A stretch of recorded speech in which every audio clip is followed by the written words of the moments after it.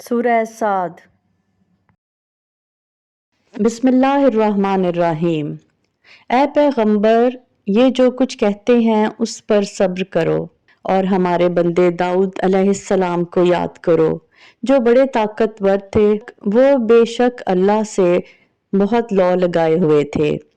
ہم نے پہاڑوں کو اس کام پر لگا دیا تھا کہ وہ شام کے وقت اور سورج کے نکلتے وقت ان کے ساتھ تسبیح کیا کریں، اور ہم نے ان کی سلطنت کو استحکام بخشا تھا اور انہیں دانائی اور فیصلہ کن گفتگو کا سلیقہ عطا کیا تھا۔ اور کیا تمہیں ان مقدمہ والوں کی خبر پہنچی ہے جب وہ دیوار پر چڑھ کر عبادت گاہ میں گھس آئے تھے؟ جب وہ داؤد کے پاس پہنچے تو داؤد ان سے گھبرا گئے۔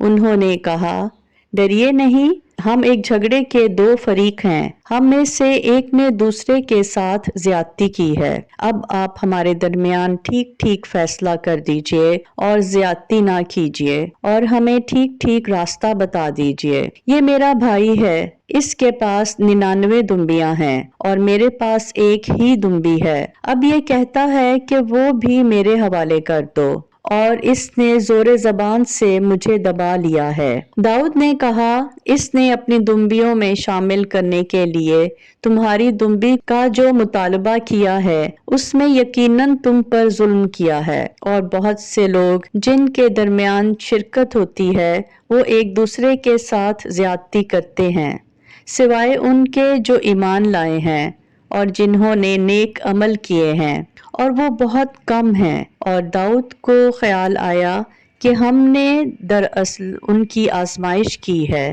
اس لیے انہوں نے اپنے پروردگار سے معافی مانگی، جھک کر سجدے میں گر گیا اور اللہ سے لو لگائی۔ چنانچہ ہم نے اس معاملے میں انہیں معافی دے دی، اور حقیقت یہ ہے کہ ان کو ہمارے پاس خاص تقرب حاصل ہے اور بہترین ٹھکانہ۔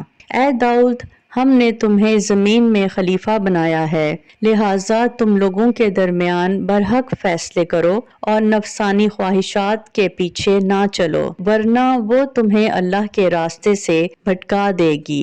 یقین رکھو کہ جو لوگ اللہ کے راستے سے بھٹک جاتے ہیں ان کے لیے سخت عذاب ہے، کیونکہ انہوں نے حساب کے دن کو بھلا دیا ہے۔ سورہ سبا۔ اور واقعہ یہ ہے کہ ہم نے داؤد کو خاص اپنے پاس سے فضل عطا کیا تھا۔ اے پہاڑوں، تم بھی تسبیح میں ان کے ساتھ ہم آواز بن جاؤ، اور اے پرندوں تم بھی، اور ہم نے ان کے لیے لوہے کو نرم کر دیا تھا کہ پوری پوری زرہیں بناؤ اور کڑیاں جوڑنے میں توازن سے کام لو۔ اور تم سب لوگ نیک عمل کرو، تم جو عمل بھی کرتے ہو میں اسے دیکھ رہا ہوں۔